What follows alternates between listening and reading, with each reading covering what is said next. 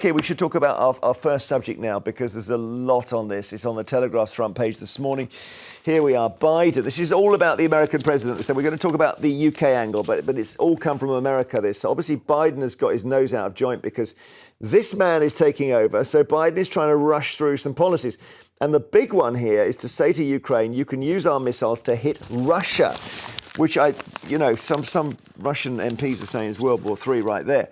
So for months, Ukraine's President Volodymyr Zelensky has been urging that restrictions on the missiles, which are known as ATACMS, should be lifted, allowing Kyiv to strike outside its own borders. And on Sunday, Zelensky reacted. Today, many in the media are talking about the fact that we have received permission to take appropriate actions, but blows are not inflicted with words. Such things are not announced. The rockets will speak for themselves. So it's not Biden on the record, but it's the firm word from the White House is that Biden has decided, yes, you can now fire into Russia. Putin has previously warned Western nations against such a move, saying it would represent NATO's direct participation in war. Should we now say, yeah, unlock the safety catches here, you can fire ours at Russia as well? Ours is called Storm Shadows.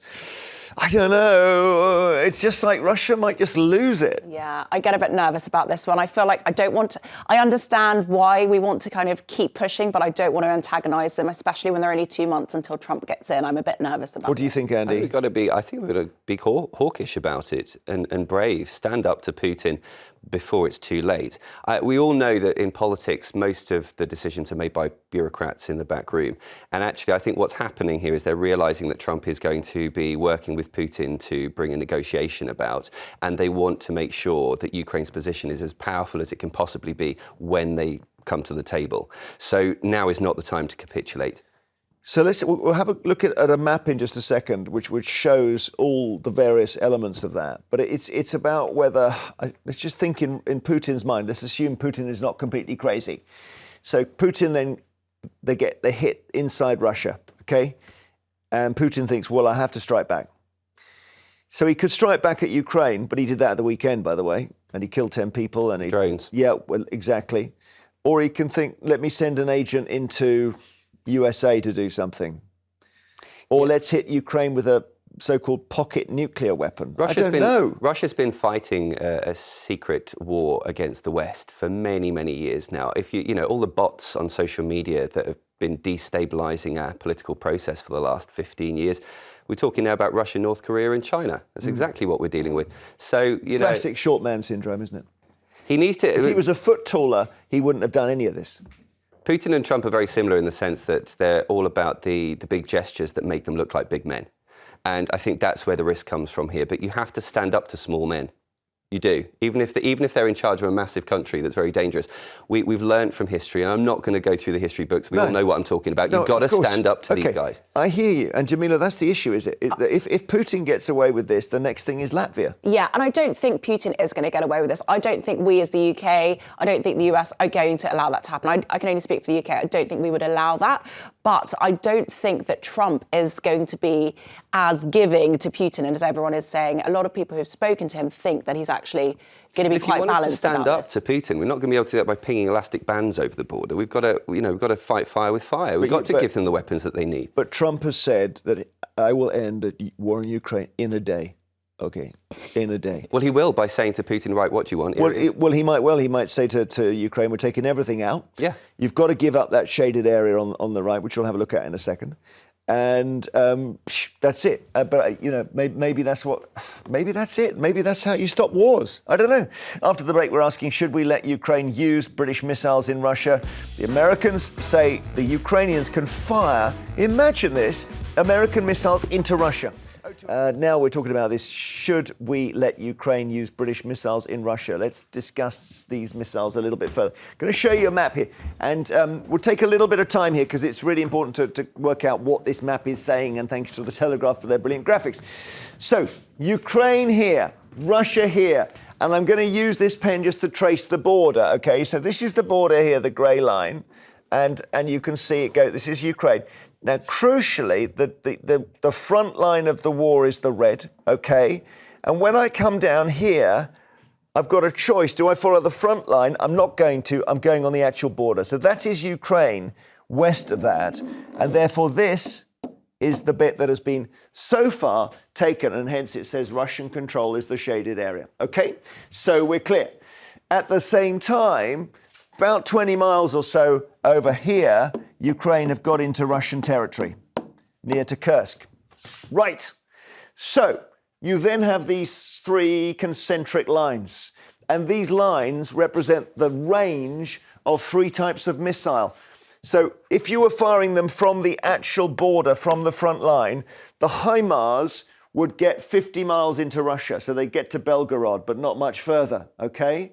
If you were to fire the British Storm Shadow, it would get 3 times as far. So it would, and then you start to attack here. You see air bases there, there. Where are the air bases? The grey dots, there, there. You've got a lot of quite juicy targets inside Russia. There, air base, air base, air base. And military targets peppered around the eastern side of Ukraine. So that's the Storm Shadow.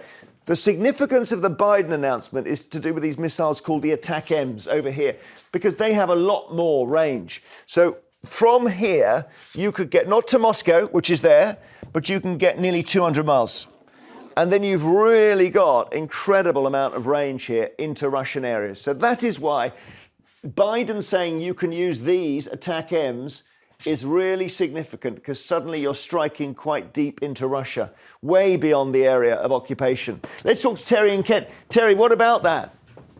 Well, they should have done it at the beginning. You know, not be funny, if Ukraine was allowed to use weapons that were given to them, the war would have been finished by now. It's only the fact that Russia knows that we're at the Europe is soft.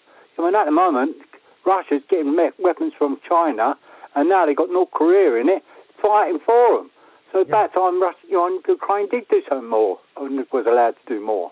I mean, I suppose it's understandable, but that the West couldn't work out what to do about it in the early stages. It happened so quickly. All the experts were saying he'd never do this, and he did. And we've taken a bit of time, you think? Well, yeah, just because Russia's got nuclear weapons, everyone's scared of him. Yeah, well, aren't you scared by it? I can't see him using it. Nuclear weapon is a deterrent. No country will use it because they know if they do, they'll not only destroy the country they want to destroy, but destroy their own country. Yeah, but think about this. That's the idea of them. It's game over, though, isn't it? If he hits Kyiv with the nuclear weapon, Ukraine has to surrender. I mean, that's the end of it. I'm guessing, Terry, unless the West fire back, and then you've got World War III. But that's the idea. The idea of them weapons is to stop that from happening. Yeah, but there's another country. If you fire a nuclear weapon at me, we will fire one back. So stop. It can't actually fire. No one's going to do it. No one's going to do it unless you're a totally idiot. Because the idea of a war is to gain countries. You say no one can do it. I just don't know if I want to rely on that anymore. Jamila, what do you think? I don't know. I'm nervous about taking the risk. But I do feel like Ukraine deserve to defend themselves, but I don't want to kind of escalate things at this final hour. Terry, no escalation. Come on. Well, the thing is, what you've got to remember, Jeremy, is if Russia fires a nuclear weapon to Ukraine, the fallout will end up back in Russia. Because no. Yes, it will, but it will also go to Poland, and then it's NATO, and then it's all of us. No, it depends on which way the wind's blowing. If the wind's blowing the right way, all it'll do is go straight back into Russia. That's the advantage where we live. Yeah. Where we live, if someone hits us with a nuclear weapon, majority of the wind blows towards Europe. So it would blow up the French. Well, yeah, that's it. That's the problem with nuclear weapons. When you start, it doesn't hit the country you want it to hit. It affects every other country because it gets up in the atmosphere and then lands up going around the world. And of course, I understand. Yeah, but there are these pocket ones now, apparently. Terry, thank you. Kathy in Cheshire, do you think that Biden is right to say, OK, fire the long-range ones? No, because I feel that Britain is going to get drawn further and further into this conflict. It's a European border squabble, actually, and hundreds of thousands of British people have been killed in the First World War and Second World War, including my grandmother's lost their brothers, both my grandmothers lost brothers in all that. some people will fight to the last man, but not their grandson. Civilians wouldn't want wars if they thought their precious relatives were going to eventually be the ones to be seriously injured. I hear what you're saying, Kathy, but, you know, if we went back a few decades, would you have referred to the beginnings of World War II as a border squabble? You know, it's fine to say that world wars are a bad thing. We don't want World War III. But it's easy for us to say, I'm glad we did World War II because we didn't want the Nazis to take over Europe. It's the same with Vladimir Putin. I really believe that. Georgia, Crimea, we have to stop him. Kathy, that's a good point, is it? That Hitler did this. He did one thing at a time. Alsace-Lorraine, Czechoslovakia, Poland. And we were thinking, let's leave him to it. Oh, look, I'm 100% against an evil man like Hitler. Don't think I'm supporting him one bit. But at the beginning, they keep going on about those Sudetenland and the Czechoslovakia. 97% of the people who lived in that part of northern Czechoslovakia wanted him there. They were cheering them in. They didn't invade. They were cheering them in as they came down the road. Please don't say I'm for Hitler. I'm not. I don't want wars for anybody. No, but I suppose the Austrians also cheered when they got annexed. So you could make that up. But the French definitely didn't cheer. So that was later. Let me say, because I've said my relatives have died, not just one or two. My relatives have died in these conflicts. And nobody cares about them. You've seen the people trudging up the road in Gaza, destitute with nothing. Do we want that to happen to us? Or trudging down the road and you've got nothing and your own relatives seriously injured? No one cares. Let's not bring Gaza into it. Go on, I wonder if in 100 years' time... Well, you were bringing Hitler into it. Yes, I was. Well, it's a historical thing. I don't think anyone here is saying that you'd be sympathetic to Hitler. But in 100 years' time, future generations might look back and say, I'm really glad that there was World War III because they stood up to Putin and otherwise that would have happened. Isn't that a possibility? I'm asking the question. I think it's hard for us to accept that. I think where Kathy's right is it's very difficult to do any sort of close parallel between one thing and another. So Putin in eastern Ukraine, is it the same as the Sudetenland, which was the little wedge of Czechoslovakia that Hitler took? And what was it that the Prime Minister Chamberlain famously said? It is a faraway land of which we know little. Shelley in Newcastle, hi. Hello. I just think it's about time, because I sat here thinking, how come Ukraine can get bombed but not Russia? And Russia's been provided weapons by a lot of other countries, but they've stepped the line because, the guy said thousands of the army from Korea are going to Russia to fight. Yeah. Now, we're providing weapons, but we're not fighting. We're providing them. Now, it's them that's crossed the line. He knows that, and God knows how many other countries are supplying Russia. This needs to be sorted, otherwise all the Ukrainian men are going to be wiped out at this rate. Well, I think it needs to be sorted now, otherwise it's a forever so would you war, go, and it's just going to last. But sorting it, does that mean to you winning, or does it mean doing the Trump thing, which is you sort of bang the table and say, you're not getting out of this room until you agree something? Well, he's not going to. He's going to want. So he's won, isn't he? Putin. He's not going to. Yeah, they need to try and win Ukraine as best as they can. Well, he seems to have Crimea now. Yeah, I don't know. He's got Crimea. Maybe he takes that sort of slice off the side of Ukraine. Maybe he's happy with that. I don't know. It's not good vibes, though, is it? It's not good. To let Putin had 2 agents come to Salisbury and poison somebody. No, you're right. And then they used the perfume bottle, and it was picked up by a woman in the park, and she died. That's what I'm saying. We've been fighting a war with Russia. We're already at war with Russia and China. I'm sorry. We're already at war with them. Yeah, technologically, absolutely. In our culture, in our society, in our politics, we're already infected by the actions of those countries. OK, thanks, Shelley. After the break, we'll take more calls on this. Should we let Ukraine use British missiles inside Russia? Are you happy that Biden has done this thing of saying you can use our long-range weapons? Should Starmer do the same? See you in a moment. Now, more of your calls on whether we should let Ukraine use British missiles in Russia, because the Americans are now being pretty tough on this. Eleonora in Manchester, hi there. Hi. How are you?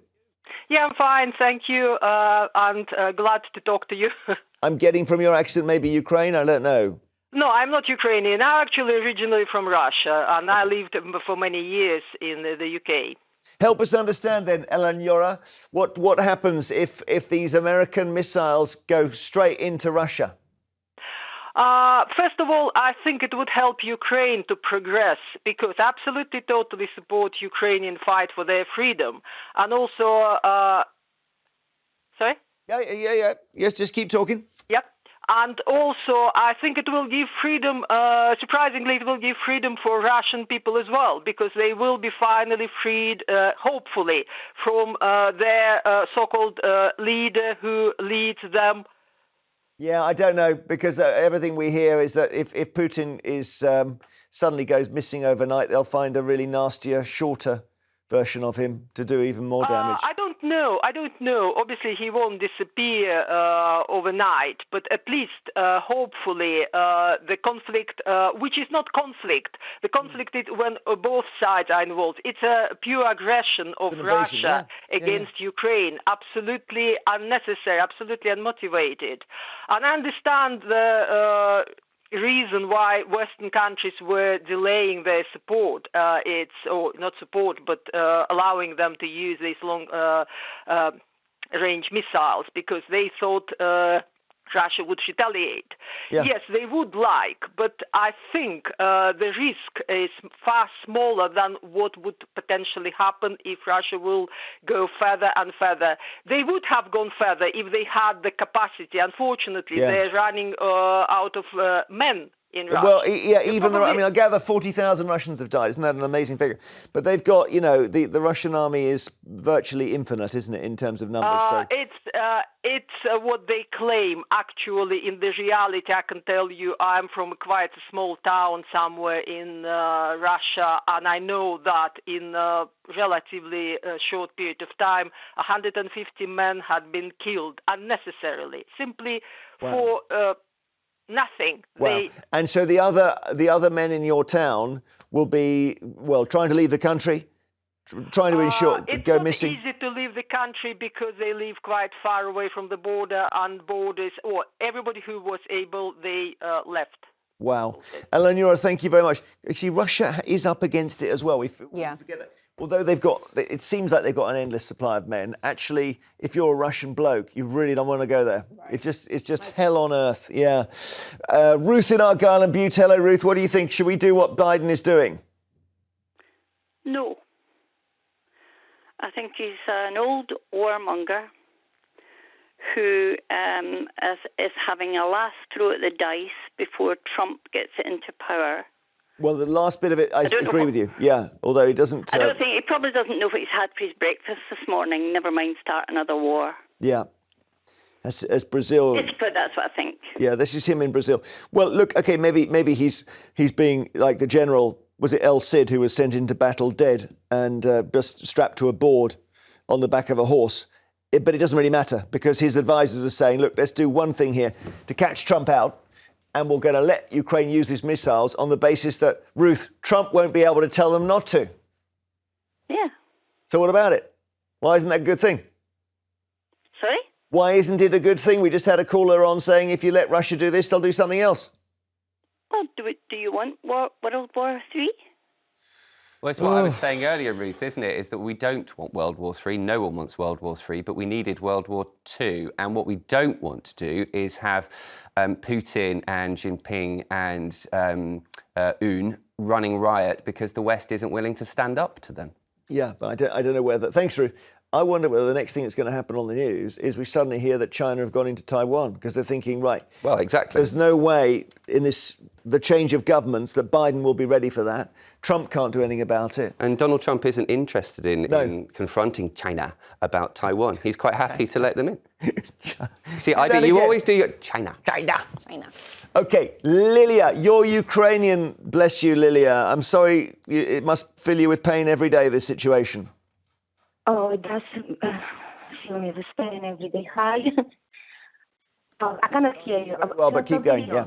I can't hear you so well. Yeah. First of all, the gentleman on your panel, I can stand under every word he says. Just he's right 100%. And risk is much smaller, as Russian caller told you just a couple of minutes ago. Much smaller than we think or it's kind of perceive. And what is the most important? It's not a territorial dispute. because I think people are confused. There's nothing to do with territory. No. Because if you look at the map, Russia is so enormous. Why would it need a little bit of Ukrainian land? It's not about territory. Yeah, I know that sort of wedge on the east of Ukraine, the Donbass, is obviously symbolic, isn't it? And you're right. It's not a dispute. It's an invasion. We know that. But how's it going to come to an end? Oh God, line is terrible. Say it again, please. I'm so sorry. Look, I think we've got to leave it because I can't hear you, Lilia. So sorry. Joe in Glasgow. Hello. Good morning, Jeremy. How does this come to an end? To the panel. Morning. Well, I believe that it's the right decision by America, because I don't think Trump is caring about Ukraine or anywhere else. And even the Russian people are being so oppressed just now. And I don't think that Putin's going to stop. And certainly Trump is not going to do anything to help Ukraine. All he's going to want to do is make them give up their land. I mean, after all, Putin has now got troops from North Korea. So what is that about? Yeah, he's bringing in outside troops. And I don't believe the Russian people would want this. A lot of them have relatives in Ukraine. They don't care. It's this little man. He just wants to, if he gets away with this, he's not going to stop anyway. Yeah. So it's a frightening idea that it could be another world war, but you like to think that somebody in Russia, somewhere, it's going to put an end to it. Yeah. Well, the amazingly brave guy who was the opposition leader, whose name I've just temporarily forgotten. Alexei Navalny. Thank you, Director Dan. And Navalny went to jail in the Arctic Circle, imagine that, and then just dies while exercising, That's what they do to their critics. So there's no sign at the moment. Joe, thank you. Thanks for all your calls on this. Very sobering. Americans saying now, OK, fire our long-range missiles at Russia. You're free to do so. Should we follow? We were asking. Later, do we need